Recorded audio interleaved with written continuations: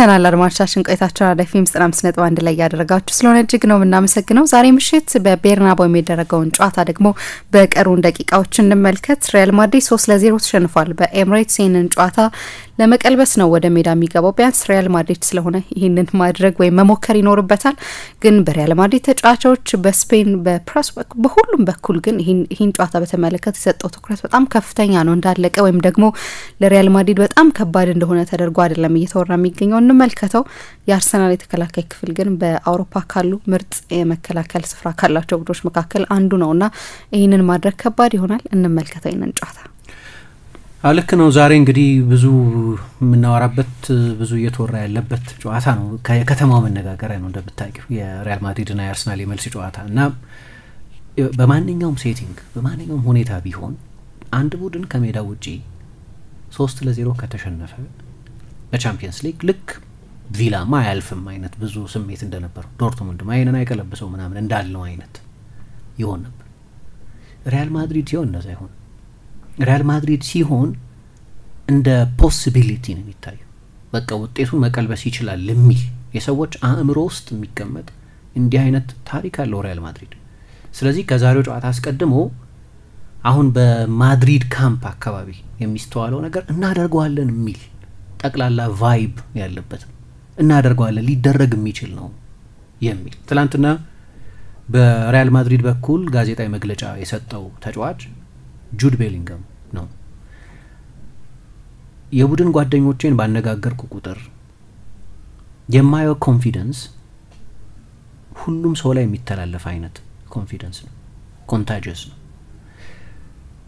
እና ቀኑ በገፋ ቁጥር ልናደርገው እንችላለን የሚለው እምነት እየጨመረ መጥቷል ከትላንትና ዛሬ ልናደርገው እንችላለን የሚለው ስሜት እየጨመረ መጥቷል እና ቲክቶክ ላይ ቪዲዮዎች ያያዩ ነበር አለ እንግዲህ ቲክቶክ ላይ ይከታተላል ማለት ነው ብዙ ከዚህ በፊት ሪያል ማድሪድ የፈጸማቸውን የሬሞንታዳ ቪዲዮዎች ወይም የካምባክ የመጀመሪያ ጨዋታ ሽንፈት የቀለበሰባቸውን ቪዲዮዎች ብዙ ያያዩ ነበር አለ ይሄ ክለብ የሰራውን የታሪክ መጠን ያስታውሳል ስለዚህ ከዚህ በፊት ሆኗልና በተደጋጋሚ አሁንም ይሆናል የሚል መተማመን አለን ግን የመጀመሪያው ጨዋታ ውጤት ሊገጥሙን ከሚችሉ ውጤቶች ሁሉ የከፋው ውጤት ነበር ግን ለካምባክ ራሳችንን እናምነዋለን አለ በሪያል ማድሪድ በኩል እንዲህ አይነት ስሜት አለ ከዚህ በፊት አድርገናል ፓሪስ ሳን ጀርማን ላይ ቼልሲ ላይ አድርገናል ሲቲ ላይ አድርገናል ባየር ሚኒክ ላይ አድርገናል ብዙ ጊዜ በታሪካችን አድርገናል የሚል አሁን እኔ ከዚህ ሲግናል ጋር የሚመጣጠን የሜዳ ውስጥ ብቃት እያየን አይደለም በሚለው ነው መስማማው ግን ምናወራው ስለ 90 ደቂቃ ነው ምንም ነገር ሊሆን ስለሚችልበት 90 ደቂቃ ነው ግን ምን አለ ቤሊንጋም በዚህ አመት መጥፎ የተጫወት ነው በአርሰናል ጨዋታ ላይ ብቻ አይደለም በሌሎችም ጨዋታዎች ላይ መጥፎ ተጫውተናል ግን እንደምንም እናሸንፍ ነበር የባለፈው ጨዋታ የሚለየው መጥፎ ተጫወትንና በመጥፎ መጫወታችን ምክንያት ተቀጣን ይሄ ቁልፍ ነጥብ መጥፎ ነው ሲጫወቱ አመቱን ሙሉ ያሳለፉት ይሄንን አንቸሎቲ ይሉታል ይሄንን የማድሪድ ፕሬስ ይለዋል ይሄንን የማድሪድ ደጋፊዎች ይናገሩታል ተጫዋቾቹም ይሉታል ሌላ ጊዜ እንደምንም እንወጣው ነበር አሁን ግን እንደዛ አይደለም በኋላ የካርሎስ አልካራዝ የሚባል የታወቀ ስፖርተኛ እሱን ጠቅሰው አንቸሎቲም ቤሊንጋምም የተረጋጋ አእምሮ በጣም ያስፈልጋል ላሉ አንቸሎቲ ከዚያ በኋላ ግን you have to have a good control of the game ጨዋታው መቆጣጠር ያስፈልጋል ኮስተር ብሎ መጫወት ያስፈልጋል በአእምሮ በልብ እና ብለው ሌላ ማለውን ቃል ተናግረው የሶስቱ ነገሮች ውጤት ያስፈልገናል አርቴታን ጠየቁት በዚህ ጉዳይ ላይ እንዲህ ብለዋል ሶስቱ ነገሮች ያስፈልጋሉ ሲሉት ጨዋታ ለማሸነፍ የሶስት ኮምቢኔሽኖች ውጤት ነው የኢሞሽናል የታክቲክና የቴክኒክ የስትራቴጂ የነዚህ ሶስት ጉዳዮች ውጤት ነው ኢሞሽን በጣም አስፈላጊ ነው ስለዚህ ተዘጋጅተንበታል በቤርናቢዮ ሊገጥመን ይችላል ብለን ለምን እንደውም አንዱ የስፔን ጋዜጠኛ ከዚህ በፊት በአንፊልድ ከመጫወታችሁ በፊት you will never walk alone የሚለውን ያንን የባላንጋራ ቡድን ተጫዋቾች ኢንቲሚዴት የሚያደርገውን የባላንጋራ ቡድን ተጫዋቾችን የሚያሸብረውን ያንን መዝሙር ተጫዋቾችን እንዲለማመዱ በልምምድ ሜዳ በትልቅ ሜጋ ስፒከር መዝሙሩን ያሰማህ ልምምድ ስታሰራቸው ነበር እንደዛ አድርጋሃል ወይ ብለው ሲጠይቁት አላረኩም አለ አሁን እንደዛ አላደረኩም ግን ተዘጋጅተናል ልንዘጋጅ በምንችለው መንገድ ተዘጋጅተናል የሚል መልስ ሰጥቷል። አሁን ለማድሪድ ፈተናው ምንድነው? አንደኛ ማንም ቡድን ላይ በቻምፒየንስ ሊግ ሩብ ፍጻሜ የደረሰ ቡድን ላይ የመጀመሪያን ጨዋታ 3-0 ተሸንፎ መጀመር ፈታኝ ነው። ሪያል ማድሪድም ቢሆን ማለት ነው ያ ቡድን፣ ባየር ሚኒክም ቢሆን፣ ኤሲ ሚላንም ቢሆን፣ ሊቨርፑልም ቢሆን፣ በአውሮፓ ትልልቅ ታሪክ ያለ ባርሴሎና ቢሆን እነዚህ በሙሉ ከ5 ጊዜ በላይ ቻምፒየንስ ሊግ ያሸነፉ ናቸው። ለነዚህ ሁሉ በዚህ ውድድር ታሪክ ላላቸው ቡድኖች እና ለሪያል ማድሪድ ቀላል አይደለም። በሩብ ፍጻሜ ያለ ቡድን በሩብ ፍጻሜ የደረሰው በምክንያት ነው። ስለዚህ 3-0 ካሸነፈሽ በኋላ በፍጹም ቀላል አይሆንም። ቀላል እንደማይሆን ማንም ሊዋሽ አይችልም። ከባድ ነው፣ ከሆነም ተአምር ነው። ኦልሞስት ለሪያል ማድሪድ ቢሆን በጣም ከባድ ነው በጠቅላላው ማለት ነው። ሁለተኛ ግን የሚገጥሙት ቡድን በዚህ ዓመት በፕሪሚየር ሊግ አነስተኛው ጎል የተቆጠረበትን ቡድን ነው። በ32 ጨዋታ 27 ጎል ብቻ የተቆጠረበት፣ ባለፈው የውድድር ዘመን በ38 ጨዋታ 28 ጎል ብቻ የተቆጠረበት የፕሪሚየር ሊግን ምርጡን የመከላከል ቡድን ነው የሚገጥሙት። በአውሮፓም ቻምፒየንስ ሊግ ከኢንተር ቀጥሎ ሁለተኛው ምርጥ የተከላካይ መስመር የአርሰናል የተከላካይ መስመር ነው። በ11 ጨዋታ 6 ጎል ብቻ የተቆጠረበት የተከላካይ መስመር ነው። አርሰናል ለ4 ዓመት 4 ጎል አልተቆጠረበትም። ለመጨረሻ ጊዜ አርሰናል ላይ 4 ጎል የተቆጠረው በ2021 በአንፊልድ በሊቨርፑል 4-0 በተሸነፉበት ጊዜ ነው። ከዚያ በኋላ ብዙ ርቀት መጥቷል። አርሰናል 3 ጎል ከአመት በላይ በሆነ ጊዜ ውስጥ አልተቆጠረበትም። ከ70 በላይ በሆኑ ጨዋታዎች ላይ አርሰናል 3 ጎል አልተቆጠረበትም። ለመጨረሻ ጊዜ 3 ጎል የተቆጠረበት በ2023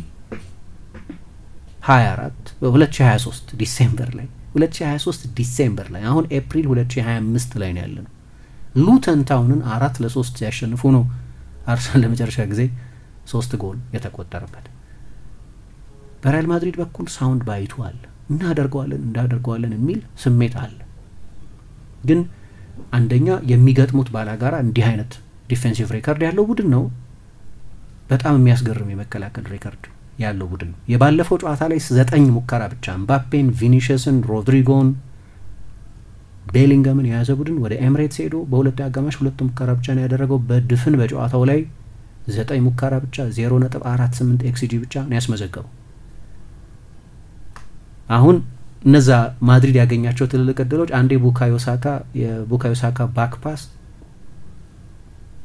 ተጠልፎ፣ ሌላ ጊዜ የያኩብ ኪቪዮር ትኩረት ችግር እና አንድ አስደናቂ የቤሊንጋም ኳስ። እነዚህ ናቸው 3ቱ ትልልቅ የማድሪድ ሞመንቶች። 2ቱ በአርሰናል ተጫዋቾች የተናጠል ስህተቶች የተገኙ እድሎች ናቸው። በጣም አስደናቂ ተከላካዮች አሉት። ዩሪያን ቲምበር እያንዳንዱን ከቪኒ ጋር የተደረገውን የአንድ ለአንድ ግንኙነት አሸንፏል። ማይልስ ሉዊስ ስኬሊ ልምድ አጠር ነው፣ ግን ሮድሪጎን በሚገባ አቁሞታል። ሳሊባና ኪቪዎር፣ ጋብርኤል እንኳ ሳይኖር የአርሰናል ዊክ ሊንክ ይሆናል ተብሎ የታሰበው ተጫዋች በዚያ ጨዋታ ላይ በጣም አስደናቂ ነበር። ማድሪድ የሚፋለመው እንዲህ አይነቱን ነው። ለዚህ ነው የአመቱን ምርጡን ፐርፎርማንስ ማሳየት ግድ የሚላቸው። በሪያል ማድሪድ ግዴታ የአመቱ ምርጥ ፐርፎርማንስ ዛሬ ማሳየት አለበት። በሌላ ጨዋታ ያላሳየውን አመቱን ሙሉ ያሳየውን ድክመት የመድገም እድል የዛሬው ጨዋታ ላይ የለውም። ለወትሮ በማንም ሁኔታ 3-0 የመጀመሪያን ጨዋታ መሸነፍ ከባድ ከሆነ የአርሰናል የመከላከል ጥንካሬ ደግሞ የበለጠ ስራውን ከባድ ያደርገዋል። ቡድኑ ኳስ በማይዝበት ጊዜ ሼፑ እንከን አልባ ነው። የመከላከል ሼፑ ብዙ ጊዜ ሜቢ በፕሪሚየር ሊግ አሁን ካሉት ቡድኖች ሜቢ the best coached ቲም ሊሆን ይችላል። ኦፍ ዘ ቦል ከኳስ ውጭ ኳስን መያዝ ሪያል ማድሪድ ኳስ ሊይዝ ይችላል ብዬ ዛሬ ኳስን መያዝ ብዙ ችግር የሚፈጥርበት ቡድን አይደለም። ያለ ኳስ መጫወት ይችላል። ለኔ ትልቁ ጥያቄ በአርሰናል በኩል ያንን የቤርናቤውን ግርማ እንዴት ይቋቋሙታል? የ3-0 በፈር ግን አላቸው። ሳንደበርግ የሚባለው የፉልሃም ተጫዋች ምን አለ ስለ አርሰናል ሲናገር፣ በ50 ሪሞት ኮንትሮል የሚቆጣጠሩት የሚመስል ቡድን ነው። እያንዳንዱ ሙቭመንት ፍሎለስ ነው ይላል። ከኳስ ውጭ ያለው ሙቭመንት ፍሎለስ ነው።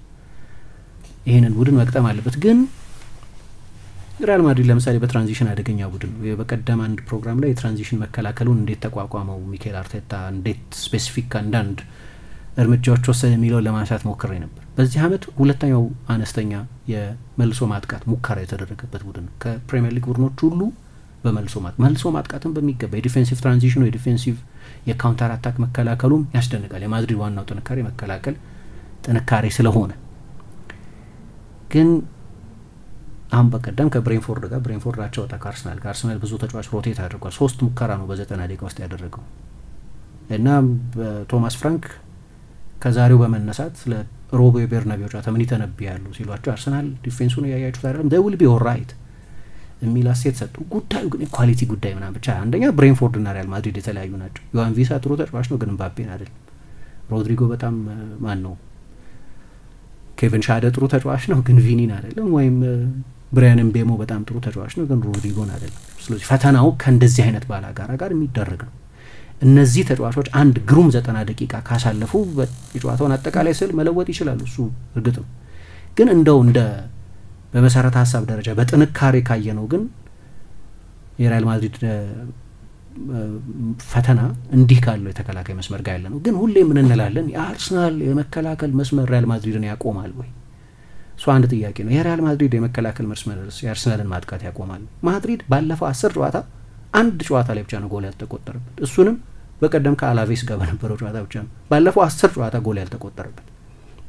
አሁን ካለፉት 17 ጨዋታዎች በ15ቱ የባላጋራ ቡድን በእያንዳንዱ ጨዋታ በትንሹ 10 ሙከራ ያደረገ ነው የሚወጣው።